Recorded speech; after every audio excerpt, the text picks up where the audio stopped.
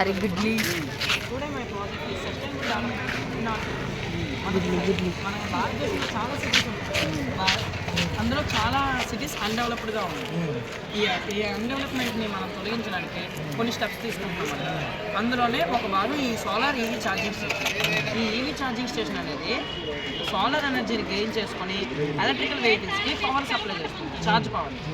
దీనివల్ల మనకు చాలా ఉపయోగాలు ఉన్నాయి. ఎలా అంటే ఈ ఎలక్ట్రికల్ వెహికల్స్ అనేవి ఎయిర్ పొల్యూషన్, నాయిస్ పొల్యూషన్ని తగ్గిస్తుంది. మనం ఫాసిల్ ఫ్యూయల్స్ మీద డిపెండెన్స్ని తగ్గిస్తుంది. మనకి ఎకో ఫ్రెండ్లీ అనమాట. ఇంకోటి ఏంటంటే ఇవి రెన్యూవబుల్ ఎనర్జీస్ని బాగా ఇంప్రూవ్మెంట్ చేస్తుంది. దీన్ని మన భారతదేశంలో స్టార్ట్ చేయాలని ప్రధాని నరేంద్ర మోదీ గారు 2040 విజన్ మీద సెంట్రల్ గవర్నమెంట్లో ప్లాన్ చేశారనమాట.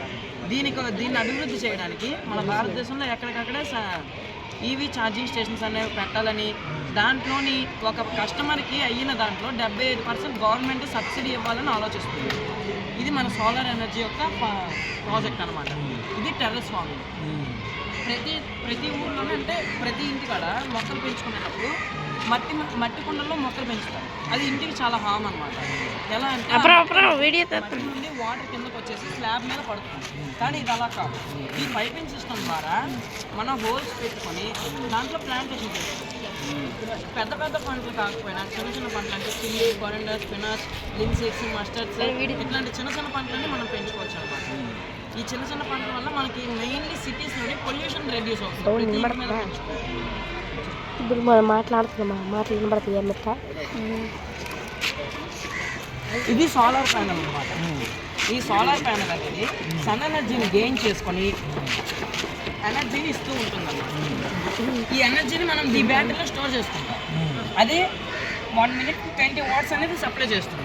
ఇదిగోండి ఇందులో మనం చూసుకోవచ్చు అది ఎంత సప్లై చేస్తుంది, ఈ బ్యాటరీకి ఎంత ఎక్కుతుంది. 12 watts వస్తుంది. దాంట్లోని ఇదిగోండి ఛార్జ్ అవుతుంది 7, 8 అలా పాయింట్ వైజ్ అనేది ఛార్జ్ అవుతూ ఉంటుంది అనమాట. మనకి ఇది ఎలా అవుతుంది అనేది చూడడానికి ఇక్కడ లైట్ అనమాట. అవుతుందో లేదో మనకి ఇంట్లో ఎలా చెక్ చేస్తామో అలా చెక్ చేయడానికి ఇక్కడ లైట్. మా ప్రాజెక్ట్ యొక్క మెయిన్ ఉద్దేశం ఏంటంటే సిటీస్లోని మనం పొల్యూషన్ని రెడ్యూస్ చేయడం, మన సిటీస్ని డెవలప్మెంట్ వైపు ఒక స్టెప్ వేయాలని మా